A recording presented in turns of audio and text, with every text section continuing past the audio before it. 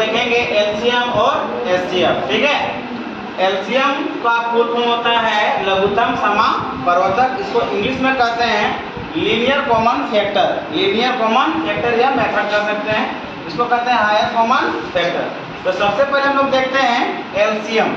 LCM में क्या होता है कि कोई भी बड़ी संख्या दी रहती है, ठीक है, उसको क्या करते हैं हम लोग, छोटा संख्या में लाना है। जैसे मैं मान के चलिए हम एग्जाम्पल में देते हैं, यहाँ पे देखेंगे ध्यान से 28 है, 32 है, 8 है, 6, ये हमारा क्या है, संख्या। तो हम इसको कैसे एलसीएम निकालें, कैसे निकालेंगे एलसीएम, देखिएगा ध्यान से। तो सबसे पहले क्या करेंगे, सबसे छोटी संख्या, सबसे छोटी संख्या का पहाड़ा क्या कहाँ शुरू होता है, 2 से होता है। कहाँ से होता है, 2 से। अगर 2 से देखेंगे, उसके बाद 3 देखेंगे, उसके बाद 4, उसके बाद 5, तो हम लोग 2 से देते हैं। 2 का पहाड़ा में 28 आता है, आता है। 2 1 के 2, 2 चौका 8, कोमा है, 32 भी आता है। 2 1 के 2, यहाँ पे कितना बच गया, 1, 2 छक्का 12, यहाँ पे कितना हो जाएगा, 4, 2 चौका 8, 2 दिया 6। इस प्रकार से फिर जाएंगे हम लोग, फिर 2 से देंगे।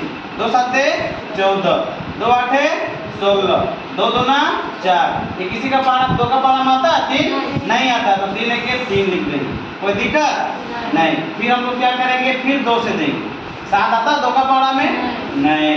8 आता है 4, 1 2 आता है 1, 3 नहीं आता तो 3 छोड़ो। अब यहाँ पे कोई भी पहाड़ा 7 4 या 3, कोई पहाड़ा में आ रहा है, दोनों तीनों में आ रहा है ना, तो आप इसको गुणनफल लिख सकते हैं। तो हम लोग एलसीएम निकालने के रूप में क्या करेंगे, आगे देखिए यहाँ पे जो हमारा यहाँ पर भाग ये आया, भाजक कर सकते हैं। तो 2 गुना 2 गुना 2, यहाँ पे क्या है हमारा 7, कितना है 7, उसके बाद गुना कितना है 4, उसके बाद 1 को लीजिए, या फिर कोई भी संख्या होता है 1 से गुना करने पर आपको वही संख्या प्राप्त होता है, इसलिए हम लोग 1 को नहीं लेते हैं। ठीक है, उसके बाद हम लोग गुना कितना करेंगे, यहाँ पे 3। अब बराबर यहाँ पे देखिए 2 दूना 4 दूना 8 7 56, कितना होता है 56, 56 चौका 224, कितना होता है 224, होता है माता जी, होता है। उसके बाद 224 को 3 से गुना करो, 224 को 3 से क्या करेंगे हम लोग, गुना करेंगे। 4 दिया 12 के 2 हाथ में 1, 3 दूना 6 और 1 7, 3 दूना 6 यानी 672, कितना जाएगा 672। अर्थात हम कह सकते हैं हमारा क्या जाएगा, उत्तर हमारा आंसर हो जाएगा 28 32 8 और 6 का लघुत्तम कितना जाएगा हमारा 672। समझ में आ गया, आसान है ना। यहाँ पे क्या करना है, और एक बार देखिएगा, रिपीट अगेन, 28 32 8 6 लघुत्तम निकालने के लिए इसको हम लोग क्या कहते हैं, एलसीएम करते हैं। क्या कहते हैं, एलसीएम। तो लघुत्तम निकालने के लिए क्या कहा जाता है कि यहाँ कितना डिजिट संख्या दिया, 1 2 3 और 4, कोमा कोमा अलग किया गया है, तो 4 है। तो चारों संख्या कौन सी पारा से आती है, वो भी छोटी होनी चाहिए, सबसे छोटी संख्या। तो 2 का पारा में चारों आ रहा है, आ रहे ना, देखो 14 दूना 28, 16 दूना 32, 4 दूना 8, 3 दूना 6।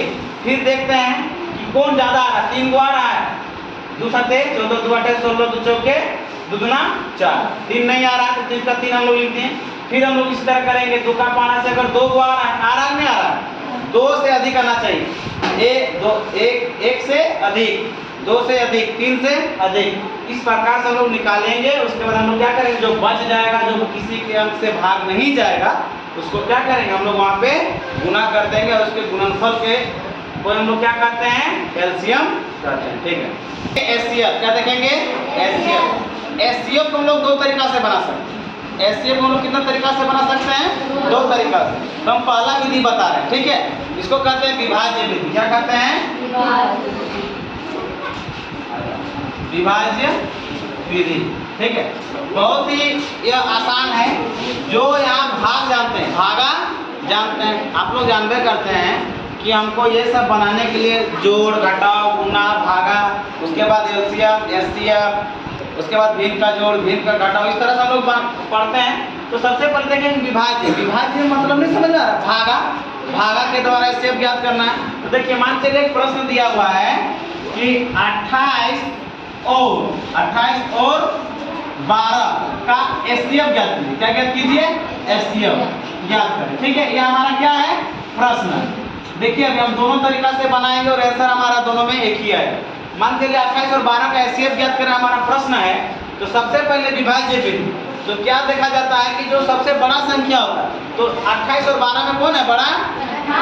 28 को यहाँ पे रखेंगे अंदर में, और छोटा क्या है? 12 से क्या देंगे? भागा देंगे। क्या देंगे? भागा। तो ऐसा करके भागा दिए। आप लोग जानते हैं 12 दूना 24। 28 तो आएगा नहीं, 12 का बड़ा 28 आता है नहीं, तो घटा देंगे। कितना जाएगा? 4। कितना जाएगा? 4।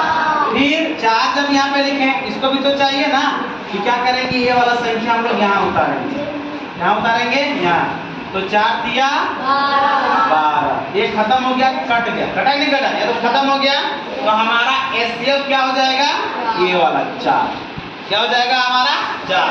हम लोग कह सकते हैं 28 और 12 का एचसीएफ कितना हो गया हमारा? 4। कितना हो गया? 4। अब देखो और एक विधि, क्या देखेंगे हम लोग? एक और विधि। ठीक है, ये हमारा होता है दूसरा विधि। हम लोग कहते हैं इसको अभाज्य गुणनखंड विधि। क्या कहते हैं?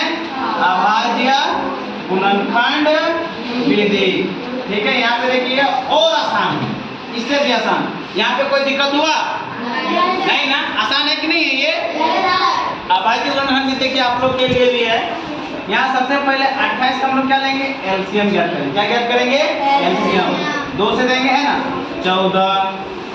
फिर क्या देंगे हमारा? 7। 7 देंगे 7, कैंसिल हो गया।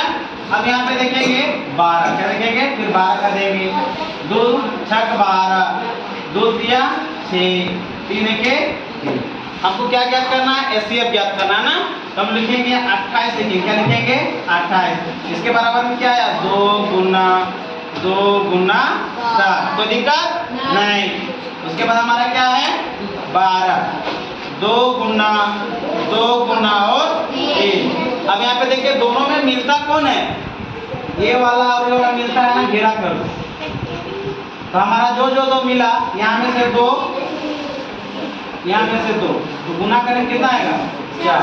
तो आया हमारा, यहाँ भी 4 है और यहाँ भी 4 है। तो हम लोग इस प्रकार से एचसीएफ भी ज्ञात कर सकते हैं। ठीक है, कोई दिक्कत?